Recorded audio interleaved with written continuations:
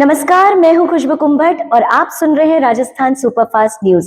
तो आइए बढ़ते हैं आज की ताजा खबरों की ओर।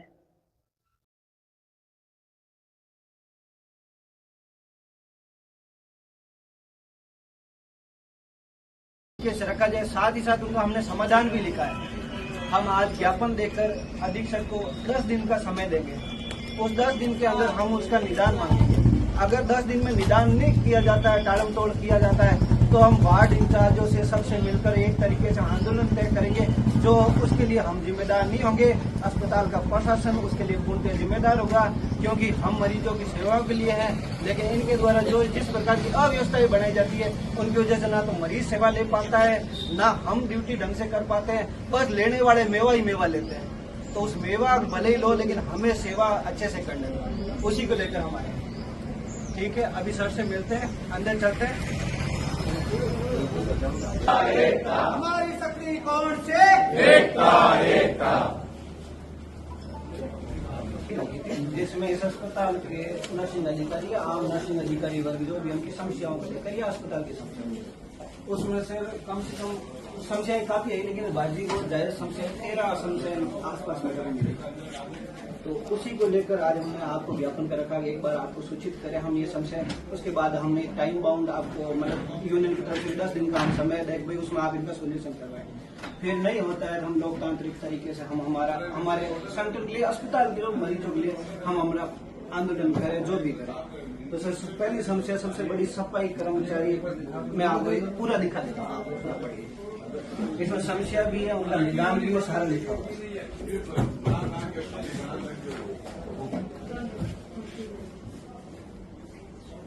देखो, मैं आपको ग्रॉसली बता देता हूँ कि देखो, समस्याएं तो चिन्हित अपने को सबको पता ही है।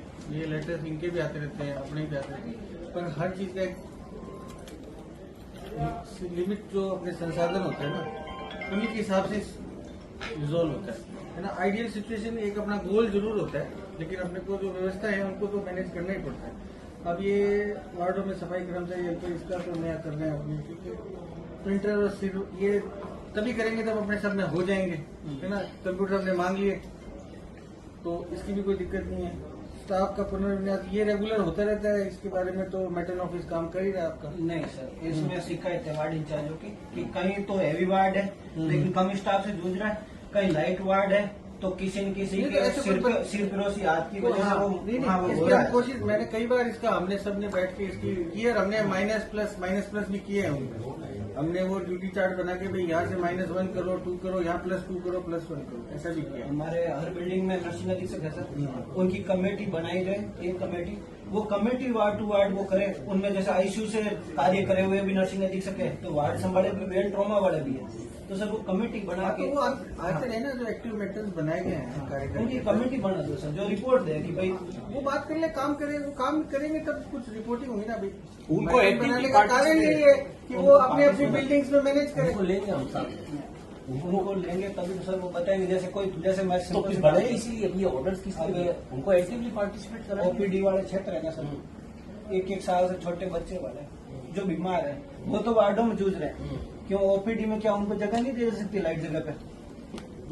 यहाँ ये चीजें है। देखो, वैसे तो पूरा कंसिडर किया जा सकता है, जितने भी खड़े हैं ना, इन सबको आप पूछ लो कि जितना कंसिडर्ड मैं हूँ ना, कि कौन कब बीमार होती है बच्ची, कौन बच्ची है, कौन सीसीएल है, मैंने आज तक किसी को मना नहीं किया, समझ लो। और कोशिश यही करते हैं, लेकिन ये जरूरी नहीं कि सारे बच्चे वाले सारे ओपीडी में लग जाएंगे, तो फिर तो वार्ड में काम कौन करेगा।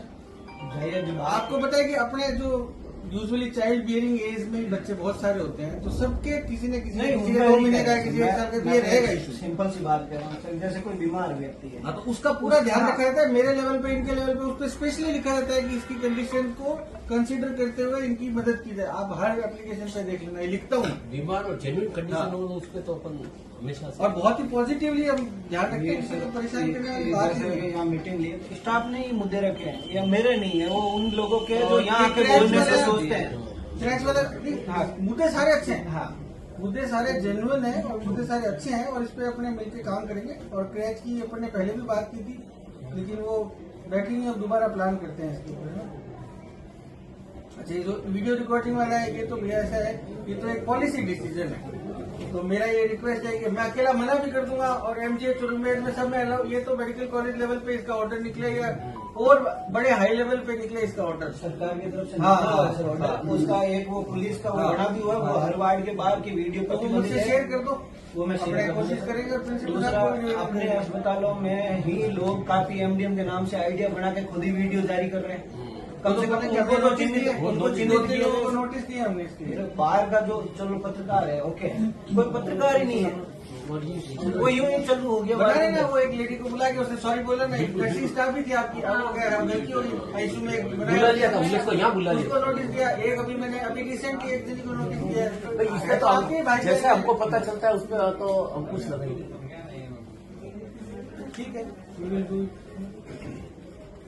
तो आप लोग से यही निवेदन है कि अच्छा काम करो और बढ़िया समय पे आओ। 8 घंटे 6 घंटे जितनी आपकी ड्यूटी है उसको सिंसियरली काम करो, उसमें तो कोई उसमें रिलैक्सेशन हो नहीं सकता। उसमें क्या है? देखो आपकी और जितने भी ग्रेड स्टाफ वन है है, ना, ह्यूमैनिटेरियन ग्रेड ग्राउंड वन को है, आप और बता ज्यादा रहे काम हो, मान्य है। करें। जैसे उसकी किसी का जिम्मेदारी बच्चा ज्यादा छोटा है। है, बीमार है, एक को भी रिफ्यूज नहीं किया किसी भी चीज। मैं तो कह रहा हूँ, और जहाँ तक रही आपकी ये ड्यूटी- ऑफिशियल की कमेटी बनी थी, आपने सही कर दिया, कोई परेशान नहीं वो तो हम ही कर देते हैं, हम तो जो हाँ। अच्छा कार्य होता है तारीफ भी करते हैं सर उसकी। अब जहाँ तक रही बात ड्यूटीज लगाने की, तो वो आपके ये जितने हमने नर्सिंग सुप्रिंटेंडेंट अभी बनाए उनको एक्टिवली पार्टिसिपेट करा और इसमें सर एक लिखा है सर, देखो मैं आपको बताऊं सर, सफाई वाले में हमने क्या लिखा है, हाँ। मेरी बात सुनिए सर, मैंने ये लिखा है कि भाई जब तक वार्ड इंचार्ज के अधीन वो सफाई वाला नहीं मानेगा, जब तक वार्ड इंचार्ज के हाथ में उसकी चाबी नहीं हाँ, तो हो। वो- चाबी मतलब उसकी हाजिरी महीने की वार्ड इंचार्ज लिख के दे, वही मानी जाए। तो वो तो वार्ड इंचार्ज हाँ, सबके-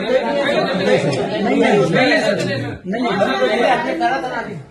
5 साल से बंद नहीं पड़ा सर, 5 नहीं है सर, वार्ड इंचार्ज आपके मानसिक सत्यापन वार्ड इंचार्ज से लिया जाए सर उनका। इसमें कभी नहीं निकल अगर रहा। नहीं है तो फिर वो उनको तो तो बता पाबंदी दिया है। मैंने इसका उस बिल पे भी मैंने लिख दिया कि जब तक वार्ड से आपका प्रभारी। डिप्टी प्रभारी करके ऐसे पूरा एक चैनल, पूरा चैनल। चला देता है। कंप्यूटर वाला सर से बात होगी, ठीक है, सर्वर और वो नहीं होगा तब तो ठीक है। एक सर सबसे बड़ी बात ये मरीज स्टाफ बड़ा, इसके लिए सर कमेटी तो आप सब नर्सिंग अधीक्षक के बनाओ, चाहे डॉक्टर्स को डिप्टी सुप्रिटेंडेंट के साथ डालो, लेकिन एक बार हर वार्ड में कहाँ मरीज है, कहाँ नहीं है, कहाँ आईसीयू है, कहाँ ओटी है, कितना स्टाफ है, कितना कम है, अपने सबको पता है। सब होमवर्क करा हुआ है, आप तो करते हैं सब कुछ नहीं, हम बताते हैं। एक सबसे बड़ी लड़ाई होती है बेड उपलब्धता को लेकर। ओपीडी इमरजेंसी घर से सीधा एडमिट कर लिख के भेज देते हैं, कभी ये नहीं देखा जाता है उस वार्ड के अंदर चलो नहीं होता बेड, गवर्नमेंट अस्पताल अपने अपने को लेना होता है, लेकिन क्या उस मरीज की काउंसलिंग वहां से होती है, उनको पता होता है बेड नहीं, लेकिन काउंसलिंग नहीं की जाती। हाँ बेड नहीं मिलेगा, थोड़ा टाइम लगता, हम व्यवस्था नहीं काउंसलिंग की जाती, वो वो यहाँ वार्ड- argument हाँ, करता वार्ड में जाके वो लड़ता।